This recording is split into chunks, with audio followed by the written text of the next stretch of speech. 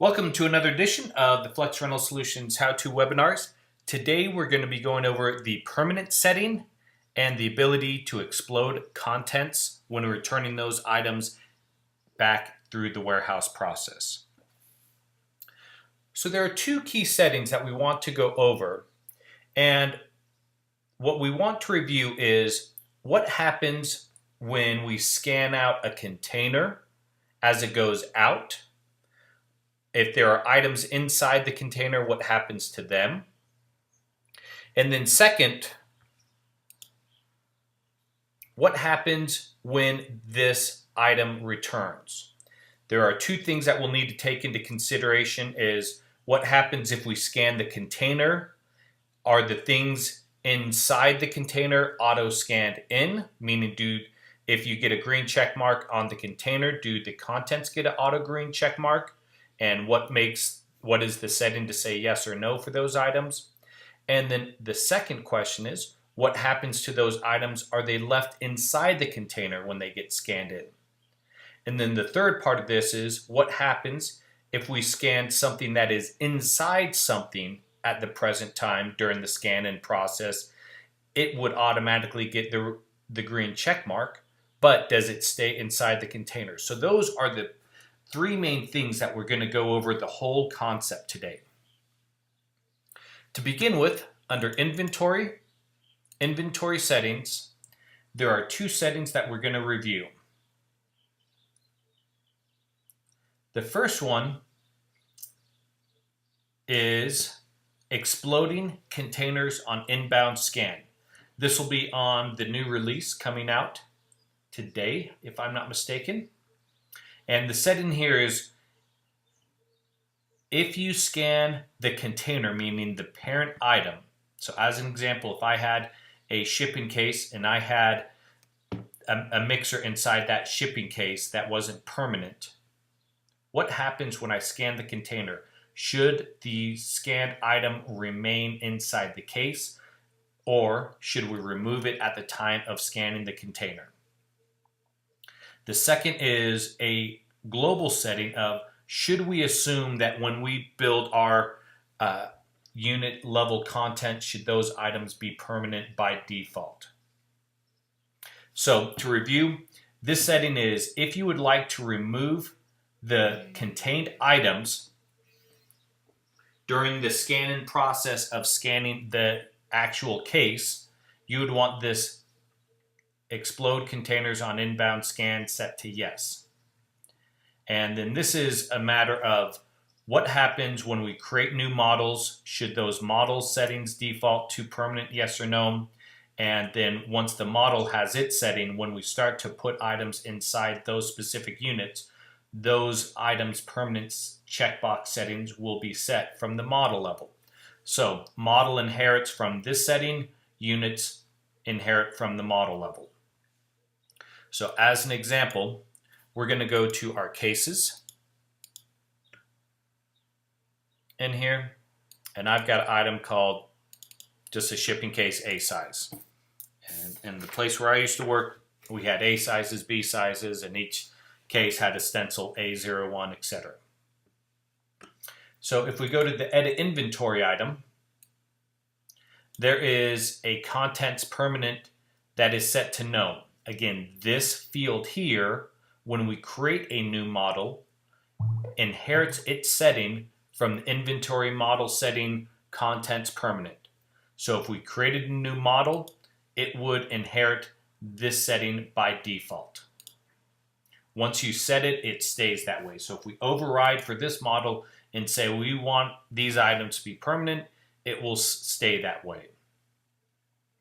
We said also that this item can have unit contents. So now, when we go to these specific serial numbers on these cases, as an example, the unit has contents, and as we add items inside of here, it will inherit the permanent checkbox setting for the model. So again, to review, the model settings were contents permanent is no.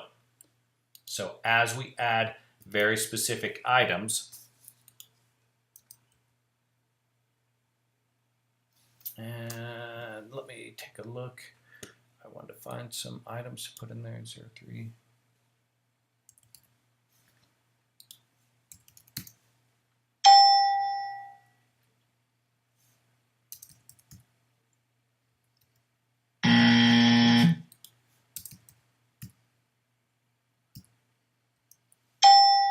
Okay. So right now, we have, for all intents and purposes, placed 2 of these specific JBL subwoofers inside this very specific shipping case. If we go over to the right-hand side, there's the permanent checkbox. And as a review, we said when we add units for this model, these items should not be permanently attached to it.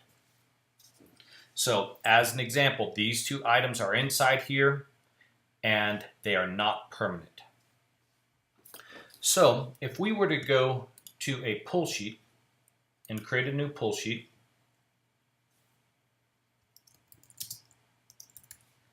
and say this is going out today,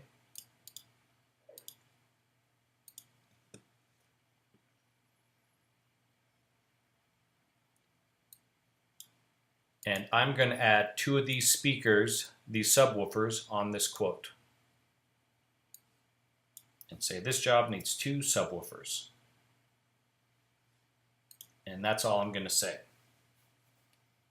When we go to our prep screen, if we scan the case, we're going to show you the setting of why the case and the 2 subwoofers show up.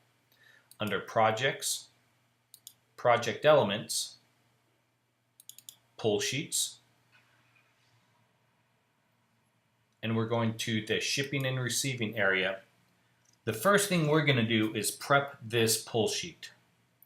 There's a setting for Container Auto Scan enabled. Auto Detect is basically saying we're going to check anything that is both permanent and non-permanent in any child elements. So anything that's part of that case, if we scan it, it'll auto scan in the child elements that are already inside of it. So that's the setting for if I scan the case, what gets auto put on the pull sheet. So we're going to go down to our prep screen, and we're going to scan 07534. This item is also a free pick container, and we can enter free pick mode to add additional items inside of it. At the present time, I just want to leave what's inside there in there right now, and we'll hit yes. Free pick container opened. And we're going to cancel that. So now on our manifest, we have placed the shipping container, and it auto scanned in the 2 JBL subwoofers that were already inside of it. And it has marked the pull sheet of 2 out of 2 subwoofers have been prepped.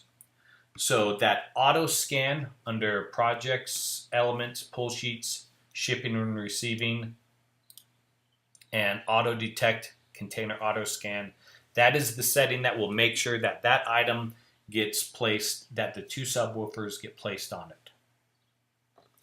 Now the question is, what happens when we come to return these items? There's 2 places where we might return them, either through the free scan-in process or through the warehouse, for now, return manifest. We need to return all 3 of these items. So this is an excellent example of what are our options when we start to receive these.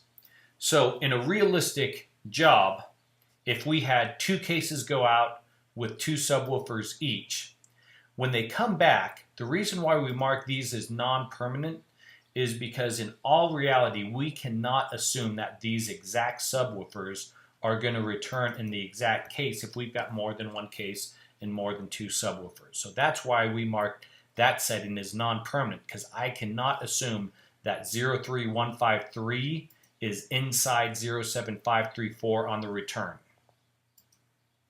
So the question stands, what happens if I scan in the case? Should I automatically get a green checkbox on each of these two items? And then the second question is, should I leave these items inside the case or should I explode them?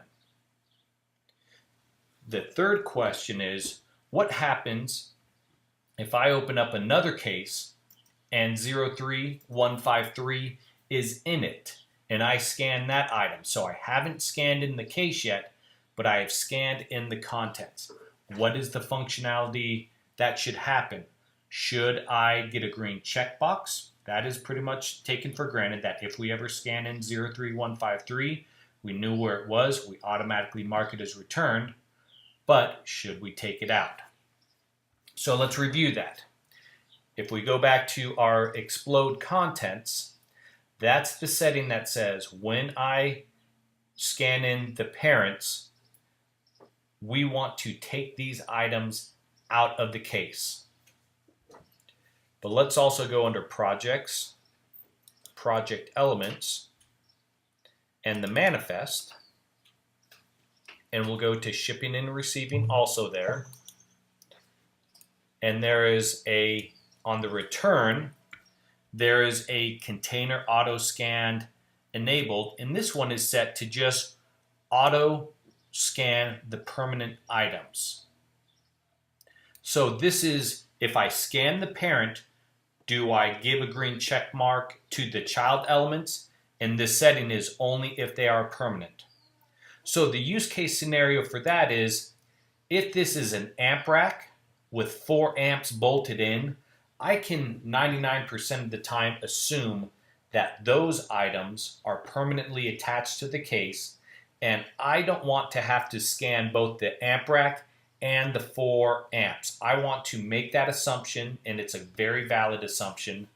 So if those items were set as permanent, the auto scan when we scanned in the amp rack would give you a green check mark there, give you a green check mark on each of the amp racks, and because they are permanent, it would also leave them inside there. So that's a review on permanent settings. These items we put as non-permanent. So if I scan in the case, it's going to ask, do you want to virtually scan that in? Yes. Now let's review. Let's go back to this case. And as of now, the case is no longer full. We have virtually stripped it of its contents. If we go back to the amplifier or to the subwoofers themselves are still out on this job. They are just no longer inside the case. And if we go back to this area, we have not returned either of those items yet. We need to verify that we got these in because we don't know if they came back in that shipping case. So now, if we scan that item, we can let that item go back in. And so now, all 3 of the items are returned, and the case itself is empty. And these items are back on the shelf.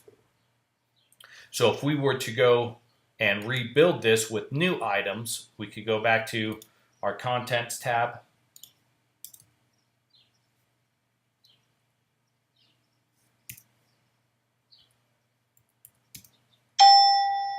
And put these items back in.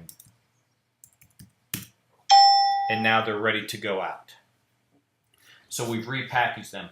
If there were different items inside the case, we could just scan the case in this content builder mode and put the new items inside there. So that's the functionality and how all these tie together. The permanent checkbox is whether the item should auto scan back in and remain inside when you scan in the parent or the child item.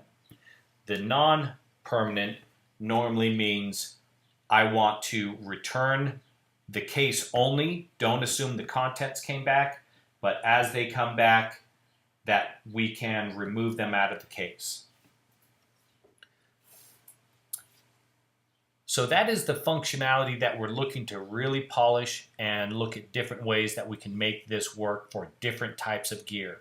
Again, every single item inside your warehouse might be a little bit different. If you have fly packages that, again, stay built, I would put those items as permanent so that when we scan them out, that they default and stay as permanent. You can always override a very specific item. Even though this model is set to permanent, we can, once we build it, check that, that we can check individual items as permanent or not, so we can override the individual settings. With that, I want to thank you for your time. If you've got any questions, please contact support@flexrentalsolutions.com. Thanks.